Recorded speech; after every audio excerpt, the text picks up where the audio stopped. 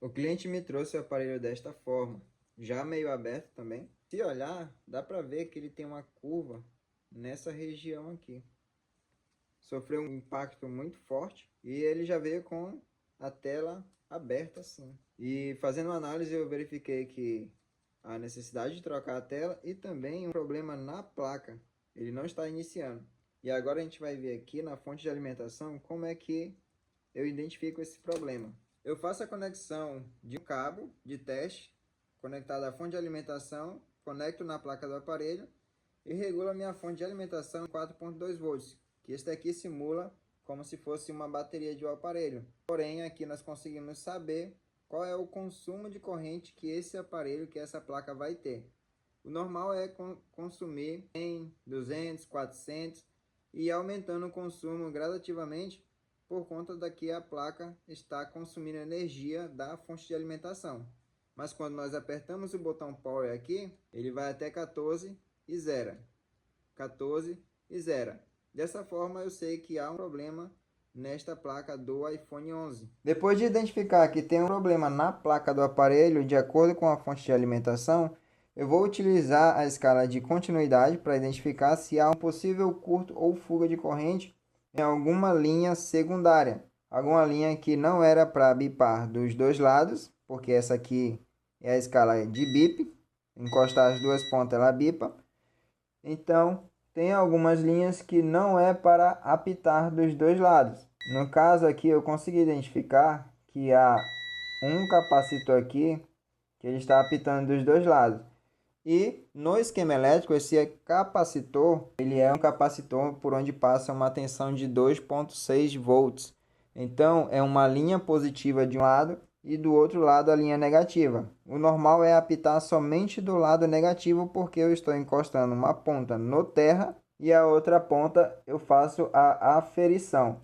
Normal apitar de um lado e do outro não era para apitar nesta linha, tá? E aqui nós identificamos qual é a linha que está em curto-circuito. Após identificar a linha que está em curto-circuito, eu posso estar utilizando aqui dois métodos, que no caso é o breu, injetando tensão na malha que está em curto-circuito e irá aquecer. Esse breu ele solta uma fumaça e irá mostrar onde é que está o componente. Ou também posso estar utilizando a câmera térmica. E eu vou estar utilizando aqui os dois métodos, a câmera térmica e posteriormente o breu, que é a pedra de Rosen que solta fumacinha para identificar o componente. Como é uma linha de 2.6 volts, eu vou regular aqui a minha fonte de alimentação para metade disso, 50% do valor que passa nessa linha. Então eu vou colocar em 1.3 volts de tensão. Com as ponteiras da fonte de alimentação, eu vou injetar tensão. Ponteira positiva, vermelha, negativa vem no aterramento e a positiva eu encosto no componente que apitou.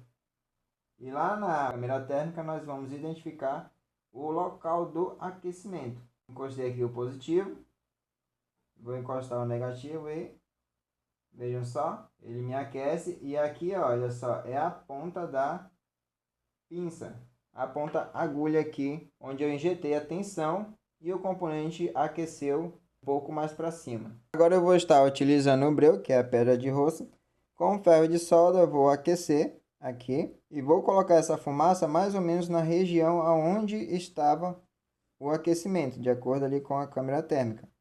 Eu posso sentir esse aquecimento com a mão, é suportável, caso não tenha câmera térmica. Então ele esquentou nessa região e agora eu vou injetar a mesma tensão. E agora eu vou injetar a mesma tensão que eu injetei agora há pouco, ponteira positiva e a negativa. Vou colocar no mesmo componente que eu tinha colocado, no lado positivo do componente, e a outra ponteira no aterramento. E vamos verificar qual é o componente que vai aquecer. Como podem ver, aqui em cima está o componente. Agora é só realizar a troca deste componente e partir para o abraço. Vou tirar ele aqui para a gente fazer o teste. Depois de remover o componente que estava causando um curto-circuito na linha de 2.6 volts, agora eu vou fazer o teste. Lembrando que antes aparecia somente 0.014 e zerava.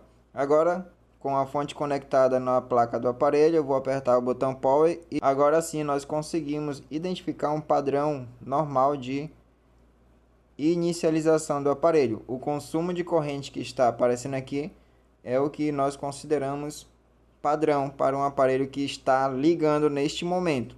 Se eu colocar a tela aqui, nós vamos conseguir ver a logo da maçã iniciando o aparelho. Nós vamos testar agora com a tela conectada à placa do aparelho. Apertei para ligar e agora vou soltar o botão Power. Ok, o aparelho já está ligando. Notem que a tela está danificada, essa tela vai ser substituída. No caso, outro serviço que o cliente solicitou, mas a placa do aparelho já está funcionando normal. Vejam só.